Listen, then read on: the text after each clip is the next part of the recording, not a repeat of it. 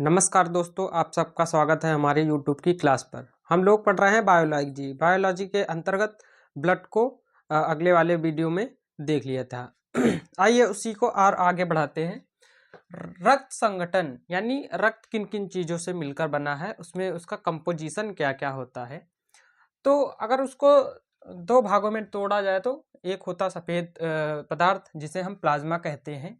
यह लगभग 55 से 60% होता है ब्लड में। और दूसरा होता है रक्त कोशिकाएं जिनको हम ब्लड सेल्स कहते हैं। ये लगभग 40 से 45% होती हैं। 40 से 45% उसमें रक्त कोशिकाएं होती हैं।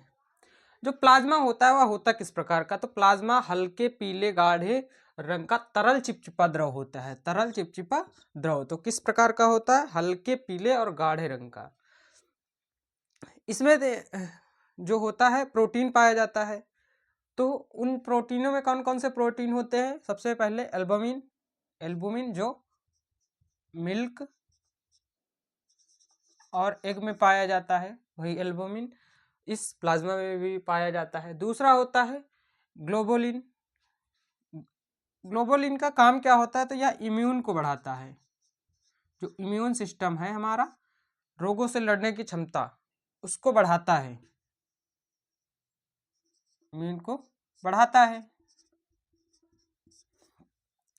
और फाइब्रोजिन जैसा कि मैंने आपको पहले भी बताया, फाइब्रोजिन ब्लड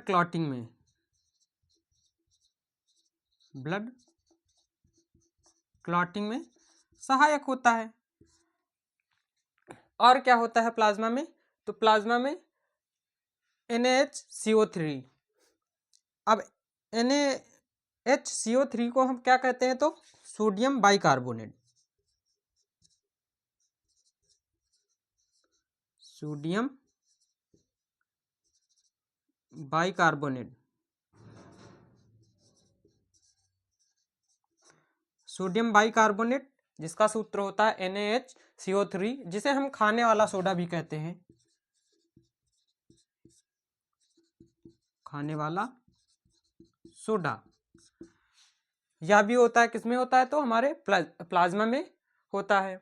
और क्या होता है, Ca means calcium, K means potassium, Na means nitrate, CO means copper, Fe means iron और CO2 गैस भी होती है। और क्या होता है, तो विटामिन B6, B9 और C होता है। प्लाज्मा में लगभग 90 से 92% जल होता है। हमारे शरीर में जल की एक महत्वपूर्ण भूमिका होती है। तो प्लाज्मा में भी 90 से 92% क्या होता है, जल होता है। अब आ जाते हैं कि रक्त कोशिकाएं, कौन कौन सी रक्त कोशिकाएं होती हैं। तो सबसे पहले होता है इरिथ्रोसाइट सेल। इरिथ्रोसाइट सेल जिसको हम RBC रेड ब्लड सेल्स भी कहते हैं। इनकी मात्रा सबसे ज़्यादा यानी 99% होती है, किसमें, हमारे पूरे ब्लड के कंपोजिशन में। और क्या होता है, ल्यूकोसाइट। ल्यूकोसाइट जो हमारी जो वाइट ब्लड सेल्स होती हैं, वो उनको हम ल्यूकोसाइट कहते हैं साइंटिफिक भाषा में। ये कितने परसेंट होती है, तो ये 0.3% होती हैं। फिर आते हैं थ्रोम्बोसाइट। साइट को क्या कहते हैं, प्लेटलेट्स, जो हमारे ब्लड क्लॉटिंग में सहायक भूमिका निभाती हैं। प्लेटलेट्स वो कितने परसेंट होती है, तो 0.7% होती हैं। ये थे हमारे ब्लड के जो संगठन होते हैं, मतलब किन चीज़ों से मिलकर बना होता है, जिसको हम कंपोजिशन भी कह सकते हैं। उसमें क्या होता है, तो सबसे पहला होता है प्लाज्मा, दूसरा होता है रक्त कोशिकाएं। रक्त कोशिकाएं 3 हो गई। और प्लाज्मा के अंतर्गत क्या क्या आता है, कौन कौन से प्रोटीन आते हैं, या कुछ इस प्रकार है। आइए अब एक एक करके जानते हैं क्या होता है इरिथ्रोसाइट यानी RBC। इनको सबको जानते हैं। लाल रुधिर कणिकाएं जिसको हम रेड ब्लड सेल्स कहते हैं, या शॉर्ट में RBC भी बोल देते हैं। इनका उपनाम हो जाता है इरिथ्रोसाइट, जैसा कि अभी मैंने बताया। और इसका निर्माण कहाँ पे होता है, तो इसका निर्माण रेड बोन मैरो में होता है। कहाँ पे होता है, तो रेड बोन मैरो में होता है। और इनका जो ये नष्ट कहाँ पर होती हैं, जिसका विनाश बोलते हैं कि इनका विनाश कहाँ होता है, तो इनका विनाश स्प्लीन या प्लीहा में होता है। स्प्लीन या प्लीहा में होता है, जिसे हम कभी कभी तिल्ली भी बोल देते हैं। इसीलिए इसे आरबीसी का कब्रिस्तान भी कहते हैं।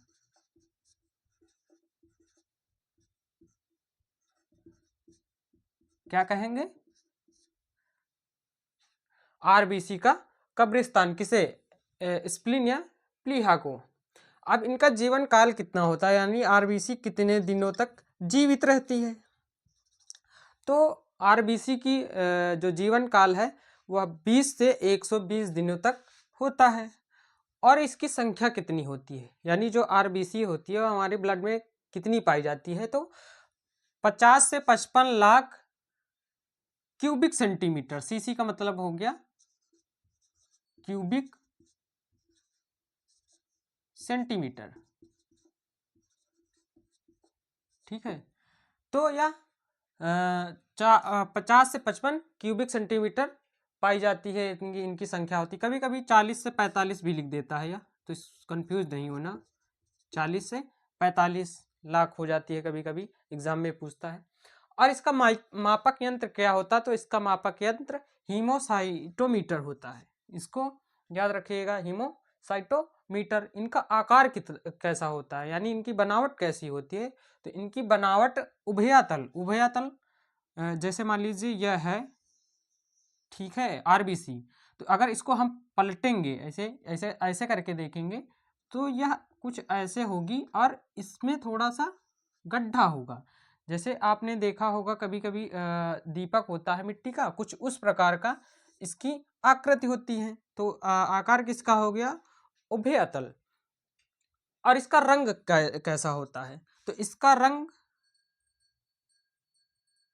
होता है लाल। लाल क्यों होता है? इसमें आयरन पाया जाता है, Fe के कारण आयरन। हीमोग्लोबिन में आयरन पाया जाता है,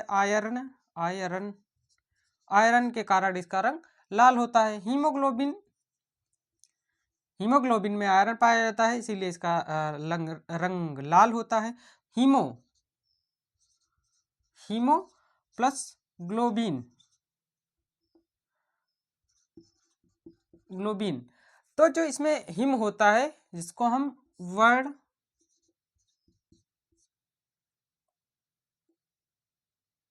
दाता कहते हैं, वर्ण भेदक, जिसे भेदक मतलब यह रंग देने वाला होता है, रंग देता है।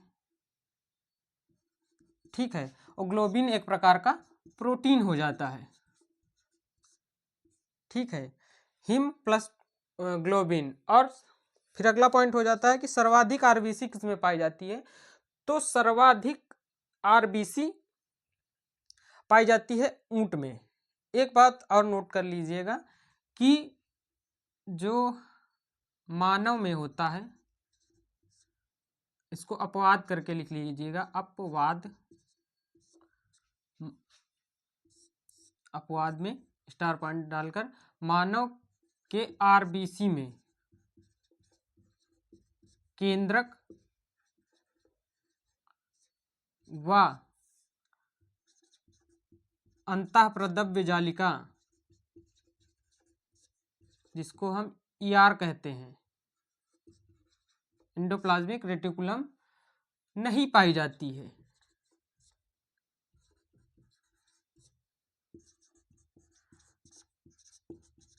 नहीं पाई जाती है, इसको नोट पॉइंट में बनाकर लिख लीजिएगा। और इसके क्या अपवाद हैं? ऊंट व लामा के आरबीसी में ये पाए जाते हैं। क्या? केंद्रक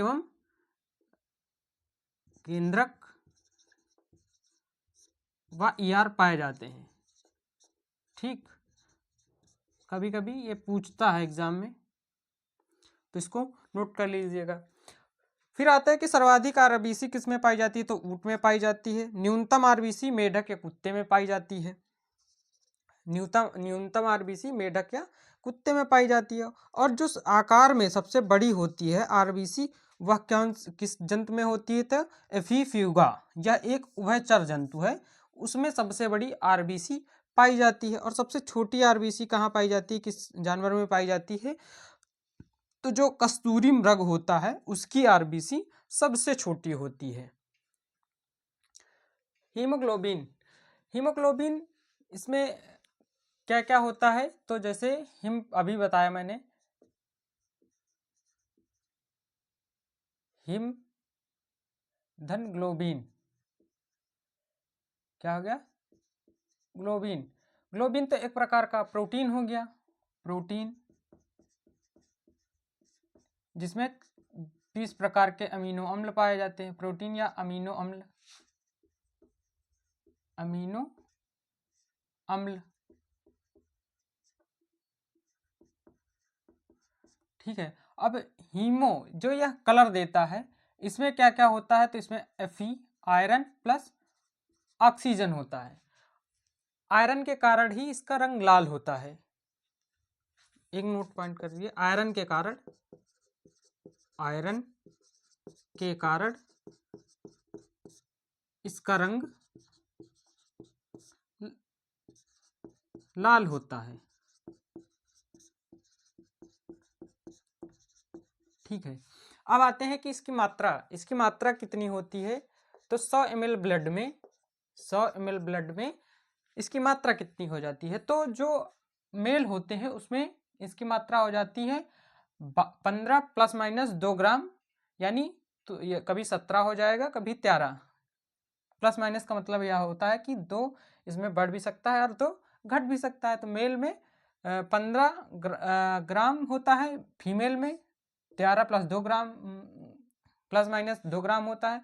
जो बच्चा होता है उसमें सबसे ज़्यादा कितनी होती? 16 प्लस माइनस 2 ग्राम होता है। इसीलिए कहते हैं कि बच्चों में जो खून होता है या वह ज़्यादा गाढ़ा होता है। और इसका एवरेज होता है कि 12 ग्राम होता ही होता है यह 100 ml ब्लड में। अब होता है कि हीमोग्लोबिन अभिक्रिया किससे सबसे तेज करता है? तो सबसे तेज अभिक्रिया CO, कार्बन मोनोऑक्साइड, फिर उसके बाद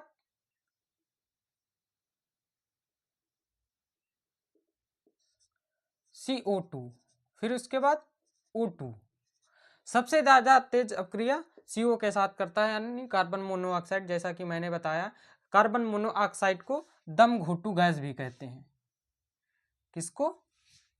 CO को दम घोटू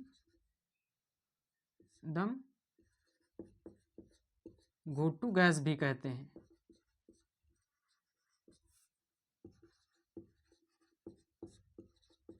किसको? तो CO को। फिर उसके बाद अभिक्रिया सबसे तेज किसके साथ करता है? तो CO2 यानी कार्बन डाइऑक्साइड, फिर ऑक्सीजन। इसको याद रखिएगा। फिर इसके कार्य क्या क्या होते हैं? तो यह इसके कार्य होता है कि ऑक्सीजन का परिवहन और CO2 का परिवहन। अब आते हैं कि 15 ग्राम हीमोग्लोबिन जो होता है वह 100 ml ब्लड में पाया जाता है, 15 ग्राम। तो 1 ग्राम हीमोग्लोबिन 1.34 ml O2 का परिवहन करता है। यानी जो 1 ग्राम अणु होता है हीमोग्लोबिन का, वह 1.34 ग्राम O2 के अणुओं का परिवहन करता है। तो 100 ml ब्लड में 15 ग्राम होता है, तो 15 मल्टीप्लाई 1.34, तो यह 20 ml O2 का परिवहन करता है। कौन करता है? 100 ml ब्लड 20 ml O2 का परिवहन करता है। तो अब उस प्रकार से एक जो हीमोग्लोबिन का अणु होगा वह 4 O2 अणुओं ऑक्सीजन के अणुओं का परिवहन करेगा। अगर पूछ लिया जाए कि एक हीमोग्लोबिन का अणु कितने अणुओं का परिवहन करेगा, तो हम बताएंगे 4 ऑक्सीजन के अणुओं का परिवहन करेगा। जैसा कि मैंने बताया, आयरन के कारण इसका रंग लाल होता है। श्वेत रुधिर कणिकाएं यानी WBC, व्हाइट ब्लड सेल्स, यह कितने प्रकार की होती है? तो यह 2 प्रकार की होती हैं, कणिकामय और अकणिकामय। कणिकामय के अंतर्गत कौन कौन से आता है? तो आता है पहला इयासोनोफिल और दूसरा बेसोफिल, तीसरा न्यूट्रोफिल। और अकणिकामय में मोनोसाइट और लिम्फोसाइट। इनको जानेंगे आगे ये क्या होती हैं। और श्वेत रुधिर कणिका को उपनाम क्या होता है, तो हम इनको ल्यूकोसाइट सेल कहते हैं। और इनका निर्माण कहाँ होता है, तो इनका निर्माण येलो बोन मैरो यानी पीली अस्थिमज्जा, स्प्लीन या लिम्फ नोड या टांसिल में भी होता है। तो इनका निर्माण 4 जगह होता है। और इनका विनाश कहाँ होता है, तो इनका विनाश मानव रक्त में ही हो जाता है। इनका जीवन काल कितना होता है, तो इनका जीवन काल 2 से 4 दिन का होता है। कितने दिन का होता है, तो 2 या 4 दिन, उसके बाद यह मर जाती हैं। इनकी संख्या कितनी होती है, तो इनकी संख्या 5000 से 9000 क्यूबिक सेंटीमीटर होती है। 9 से 5000 क्यूबिक सेंटीमीटर होती है।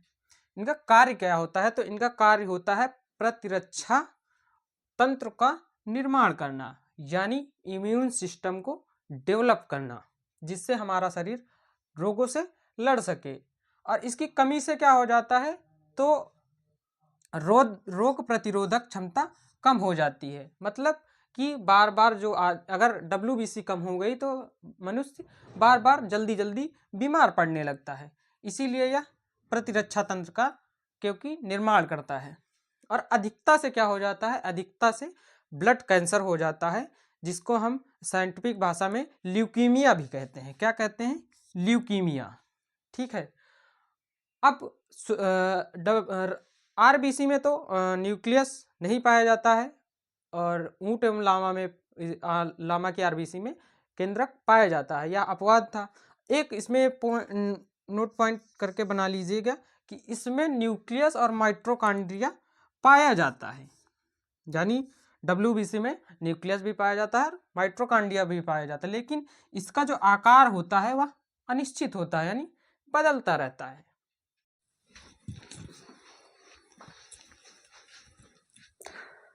WBC में 2 प्रकार की कोशिकाएं पाई जाती हैं। एक होती है कणिकामय, दूसरी होती है अकणिकामय। कणिकामय के अंतर्गत इयासिनोफिल, ये क्या होती है, ये कवक, जीवाणुओं एवं प्रोटोजोओं को नष्ट करती है। और इसका क्या काम होता है, संक्रमण को कम करना इसका काम होता है, और एलर्जी के विरुद्ध भी यह कार्य करती है। इसकी वृद्धि से स्नोफीलिया होता है, यानी इस इयासिनोफिल की संख्या बढ़ जाने से स्नोफीलिया नाम की बीमारी होती है। फिर आते हैं बेसोफिल। बेसोफिल या WBC का यानी श्वेत रुधिर कणिकाओं का 0 से 5% भाग होता है। ये कैंसर कोशिकाओं को की पहचान करके उनको नष्ट करता है, यानी मार देता है। किनको, तो कैंसर की कोशिकाओं को पहचान करके, जहाँ शरीर में ढूंढ ढूंढ के जहाँ कैंसर की कोशिकाएं होती हैं उनको मार देता है। और क्या करता है, एलर्जी के दौरान हिस्टामिन का स्राव करके हिपैरिन निर्माण करता है, यानी हिस्टामिन का स्राव करता है, उसके द्वारा हिपैरिन का निर्माण होता है, जिसके द्वारा कैंसर की कोशिकाओं को मारा जाता है। फिर आता है न्यूट्रोफिल। न्यूट्रोफिल 48 से 52% भाग होता है किसका, WBC का। यह ऐसी सेल्स हैं जो जीवाणुओं का भक्षण करती हैं, यानी जो जीवाणु होते हैं हमारे शरीर के उनका भक्षण करती हैं, इसीलिए इसे फाइगोटिक सेल भी कहते हैं। इसको याद रखिएगा, पूछ लेता है फाइगोटिक सेल किसे कहते हैं, तो न्यूट्रोफिल को कहते हैं। फिर आते हैं अकणिकामय। अकणिकामय में मोनोसाइट। मोनोसाइट का भी यही काम होता है कि यह जीवाणुओं का भक्षण को करती है, और इसीलिए इसे भक्षक कोशिका भी कहते हैं। और इसका क्या काम होता है, और जो मोनोसाइट होती है वह WBC की सबसे बड़े आकार की होती है। सबसे बड़े आकार की कोशिका होती है किसकी, WBC में सबसे बड़ी कोशिका होती है जो मोनोसाइट होती है। फिर आती है लिम्फोसाइट। लिम्फोसाइट प्रतिरक्षा तंत्र का निर्माण करती है। प्रतिरक्षा तंत्र जो हमें बीमारियों से लड़ने की क्षमता देता है, और सर्वाधिक मात्रा में एंटीबॉडीज बनाता है। एंटीबॉडीज ही हमारे शरीर में जो होती है वह रोगों से लड़ने का काम करती है। किससे, रोगों से, या बाहरी आने वाले जीवाणुओं या बैक्टीरिया से लड़ने की क्षमता को बढ़ाती हैं। जब कोरोना वायरस आया था तो हमारे जो लड़ने की क्षमता कम हो जाती थी, इसीलिए जो टीका लगाया जाता, टीके में एंटीबॉडीज बनाने की प्रक्रिया को तेज कर देता था, जिससे हम कोरोना वायरस से बच जाते थे। ये था लिम्फोसाइट।